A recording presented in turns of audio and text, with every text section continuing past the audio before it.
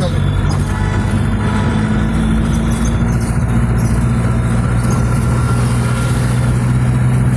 আমরা তো ধর্মতলায় থাকি।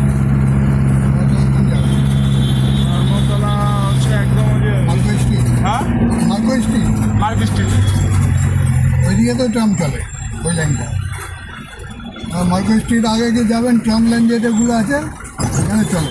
ওটাকে এখন বন্ধ করে দিয়েছে, ট্রাম বেশি দেখা যায় না তেমন একটা। না, ওইদিকে তো চলে। আপনাদের মার্কো স্ট্রিট ওই মোড়ে মতো যাবেন, ট্রাম লাইন আছে ওইখানে চলে। এই জিনিসটা বিরক্তি হয়ে যাচ্ছে।